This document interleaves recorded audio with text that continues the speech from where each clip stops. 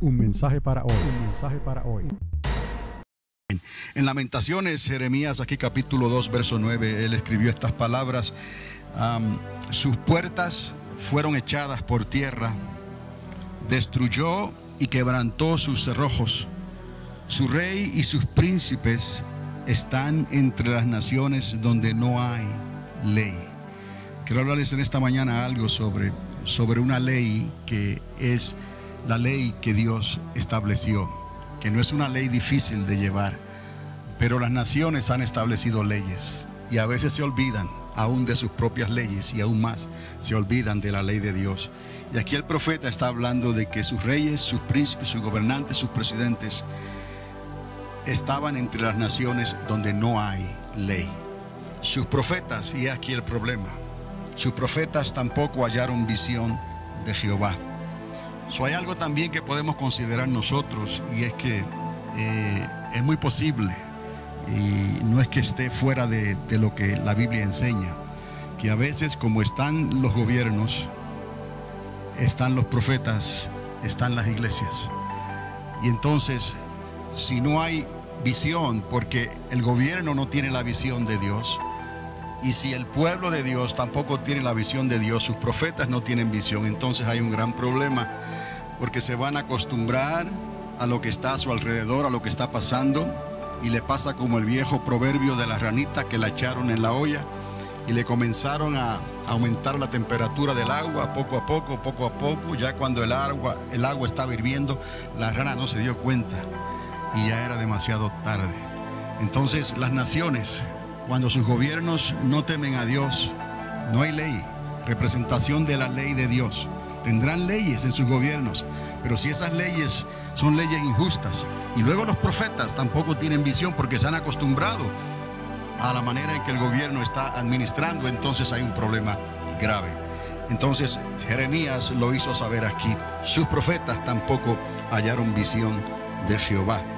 Entonces, en menos de 60 días se celebrarán unas de las elecciones más importantes para la cultura hispanoamericana en la historia de esta nación. Cuidado, sino la más importante. Y es mi responsabilidad como pastor de esta congregación, por lo menos, dirigirme a ustedes una vez referente a lo que significa hacer un voto de conciencia en las elecciones que se aproximan, sin decirles por quién votar. Es mi deber mostrarles cómo votar, conforme al manual y constitución que le dejó el Señor a su iglesia, o sea, la Biblia. Entonces, lo que les voy a hablar en esta mañana le va a ayudar a ciudadanos tanto como a residentes, porque algún día muy probablemente los residentes se convertirán en ciudadanos votantes también, y a los que no son ni una cosa ni la otra también les ayudará a entender cómo ejercer un voto a la conciencia. Y de todas maneras, en esta casa están todos protegidos y bienvenidos. Para hacer esto voy a introducirles un partido ficticio. Ficticio es que no es real, pero con personajes y referencias bíblicas que le ayudará a los ciudadanos a ejercer un voto de conciencia sin que esta iglesia ni desde este púlpito se mencione nombre de candidato alguno a la presidencia. Entonces, conforme a lo que se espera en esta nación de las corporaciones que están amparadas bajo leyes de excepción de impuestos, nos sometemos a no mencionar nombres ni cosas por el estilo, pero sí es nuestra responsabilidad como pastores demostrarle al pueblo cómo debe votar, porque es un voto a la conciencia. Entonces la palabra se decreta, la mente del Señor, y la persona entonces decide por sí mismo lo que va a hacer. Y para los votantes existen solo dos opciones en realidad: votar entre dos candidatos a la presidencia o quedarse en casa y no votar del todo. Usted dirá. y le voy a hablar directo. Está siendo grabado el programa y sale al aire por el internet en YouTube. Así que en realidad me siento en completa libertad de decirles lo que les voy a decir, sabiendo que hay referencia a lo que estoy hablando en esta mañana. Hace unos 4 domingos atrás les mencioné ese partido ficticio del que les estaba hablando y lo llamé el Partido del Buen Samaritano. Ambos candidatos a la presidencia hoy conocen muy bien esa historia bíblica. La Biblia es muy clara cuando establece el fundamento de los 2 mandamientos que constituyen los 2 pilares de nuestra fe sobre todas las cosas. O sea, hemos hablado sobre esto anteriormente. Los 2 mandamientos a los cuales nuestro Señor Jesucristo se refirió y dijo que toda la ley y los profetas están basados en esos 2 mandamientos. Entonces, si vamos a creer en Dios, vamos a creer en Dios. Amén. Y los que estamos aquí creemos en Dios. Y no solamente creemos en Dios, creemos en la justicia de Dios y creemos en la palabra de Dios, que es vida, que esa palabra siempre se va a cumplir. Es asunto del tiempo del Señor. Eso nos conviene estar de parte de ese Dios, el único Dios verdadero, en quien creemos y hemos puesto toda nuestra confianza a través de lo que hizo su Hijo, su unigénito Hijo, nuestro Señor Jesucristo, quien nos dio a su Espíritu Santo para que estuviese con nosotros, nos enseñara a vivir hasta el fin de los tiempos. Eso es cuestión de obediencia. Pero habiendo dicho eso, cada cual tiene libre albedrío para que pueda escoger y que pueda decidir. Ahora, dice el manual de los creyentes, y cuando me refiero al manual de los creyentes, estoy hablando a esta palabra, a esta Biblia o a esta Constitución. Amén. Dice el manual de los creyentes: amarás al Señor tu Dios sobre todas las cosas. Ese es el primer mandamiento. Amarás al Señor tu Dios sobre todas las cosas. Lo único es que a ese Dios, a ese único Dios verdadero, no se puede ver, porque Dios es espíritu. Ahora, Él dice además: y amarás a tu prójimo como a ti mismo. Y ahora sí que a tu prójimo lo puedes ver y a ti mismo te puedes ver. Ahora, lo que quiero que recuerden es que esto es el fundamento, o este es el fundamento de la ley de la fe y de la Constitución de Dios. Muy poco se habla de la ley de la fe, pero hay una ley de la fe, porque sin fe es imposible agradar a Dios.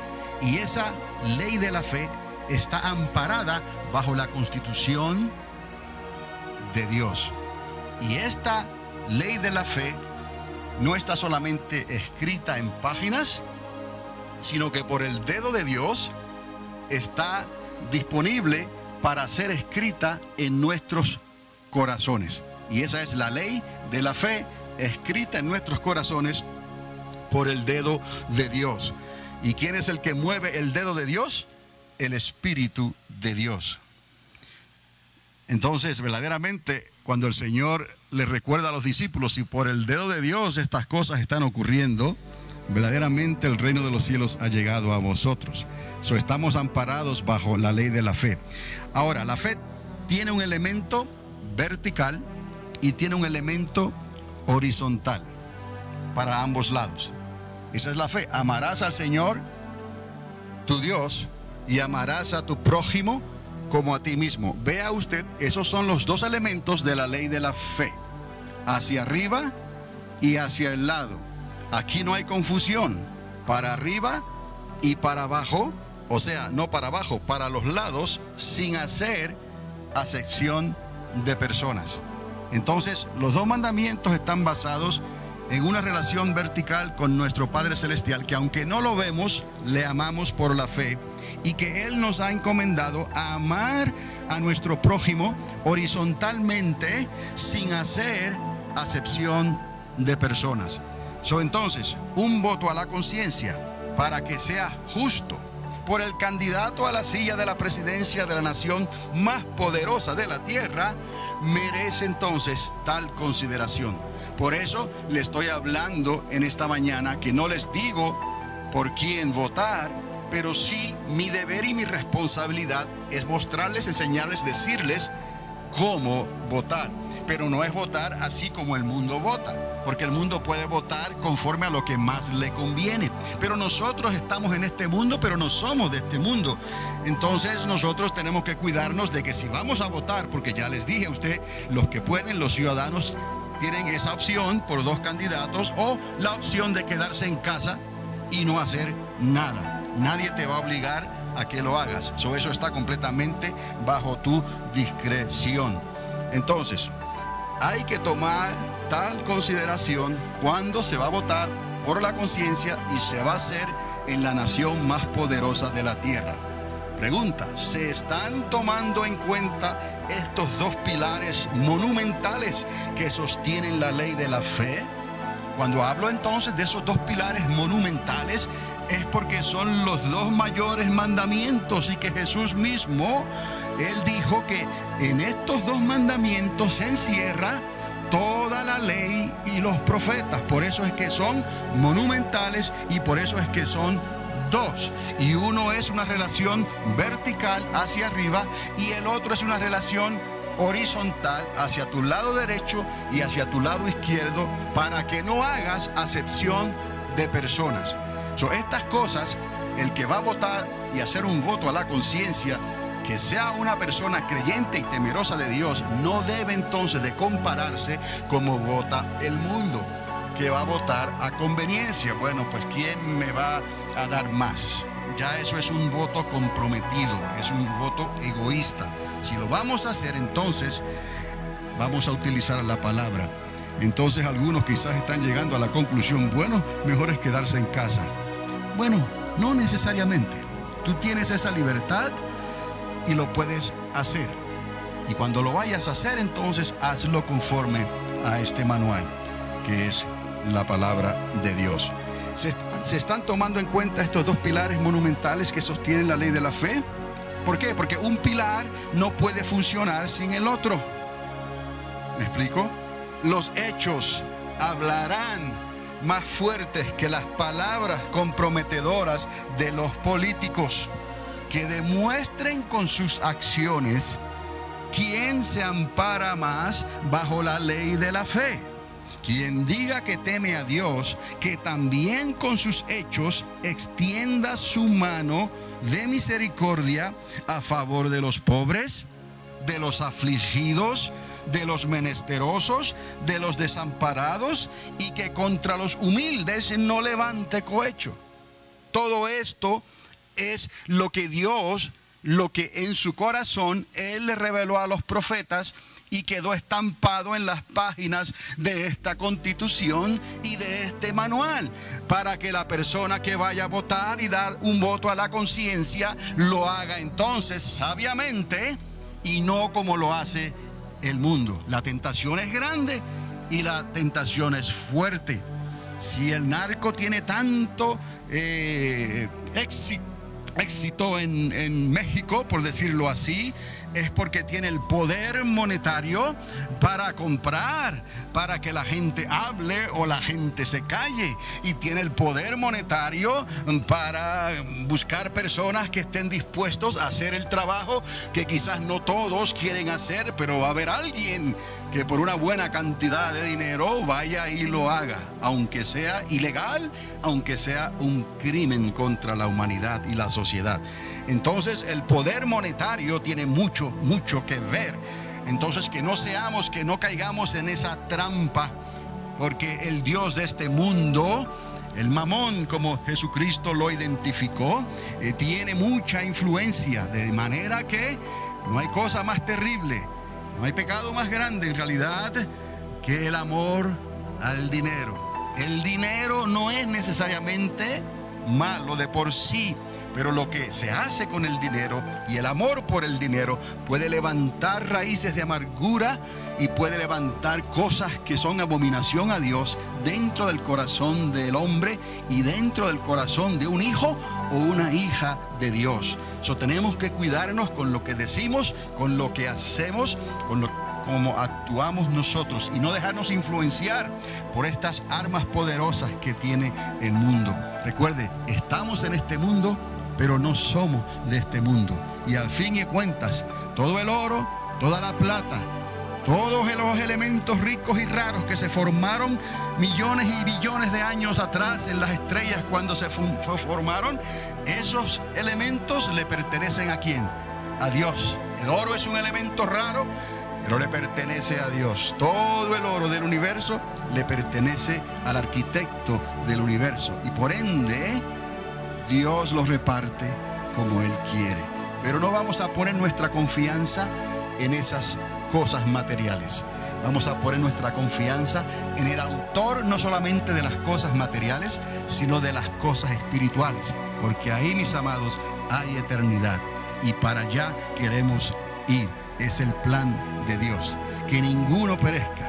Que le crean a Dios. Que le obedezcan a su palabra. Que se dejen llevar por la justicia de Dios. Para que entonces puedan entrar en esa eternidad con Dios. Entonces, hay que considerar no solamente las palabras de los políticos, sino también sus hechos. Una cosa es prometer y otra cosa es cumplir. Otra pregunta, ¿se amparará en la justicia de Dios el tal? ¿O en la justicia del más fuerte? ¿O la de los que más influencia poseen? Porque ahí es donde muchos se amparan, administraciones completas se amparan. Digamos, en esta nación el poder no está en un solo hombre, en una sola persona, sino que está en una rama, sea ejecutiva, en una rama legislativa, sean ramas establecidas, cuerpos, el Senado, el Congreso, que toman decisiones. Pero la cabeza siempre tiene la influencia mayor. Como está la cabeza, está el resto del cuerpo. Entonces, ¿en qué se amparan ellos? ¿Se justifican las leyes de la nación por encima de la ley de la fe? Es una pregunta que es necesaria que toda persona se haga, sea votante o no sea votante. Pueda votar o pueda votar en un futuro o no quiera votar. Como quiera que sea, es necesario entender estos principios, porque Dios nos va a llamar a cuentas de una manera u otra. Un voto a la conciencia promueve la misericordia mientras le deja el resultado ¿a quién? Al Señor. Otra vez, todos tenemos la opción de quedarnos en casa el martes 6 de noviembre y no votar. Pero para aquellos que van a ejercer el derecho al voto, es menester que consideren los primeros 2 mandamientos de la ley de Dios. Porque es el fundamento de todas las cosas. Y eso entonces lo tenemos claro. Es el pilar, es el fundamento. En esas 2 cosas se encierra toda la ley y los profetas. Entonces, si consideramos la mente del Señor, ¿cómo vamos a equivocarnos? Le dejamos el resultado al Señor. Nosotros decidimos algo, si lo vamos a hacer, y le dejamos el resultado ¿a quién? A Dios. Si hay corrupción, si hay problema, tendrán que darle cuenta ¿a quién? A Dios, que es el juez soberano sobre todo el universo. Entonces, hay que considerar siempre esos primeros 2 mandamientos de la ley de Dios, porque es, repito, el fundamento de todas las cosas. Dijo Dios, obediencia quiero y no sacrificio. Entonces le añadió en Primera de Juan capítulo 4, verso 20. Vamos a ir ahí a la escritura y les quiero mostrar algunos versículos que apoyan lo que les estoy diciendo. Primera de Juan capítulo 4, verso 20 y 21. ¿Está conmigo? Si alguno dice, yo amo a Dios, hacia arriba, y aborrece a su hermano, hacia el lado, es mentiroso. Pues el que no ama a su hermano, a quien ha visto, ¿cómo puede amar a Dios a quien no ha visto?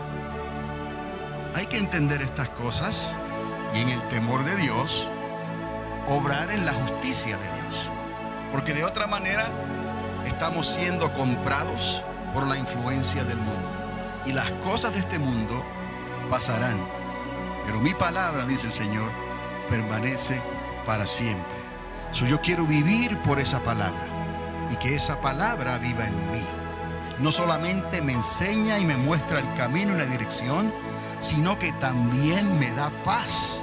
Paz que puede sobreponerse a cualquier estrés que pueda venir sobre tu vida y causar enfermedades. Paz para que puedas andar en salud y prospere entonces todo lo que hagas y recibas lo que Dios te da por su gracia y no seas comprado por la mano de nadie. Eres libre y tu conciencia está ligada a la justicia de Dios, porque ya hemos creído y sabemos en quién hemos creído. Estamos. Entonces, un mensaje para hoy. Un mensaje para hoy.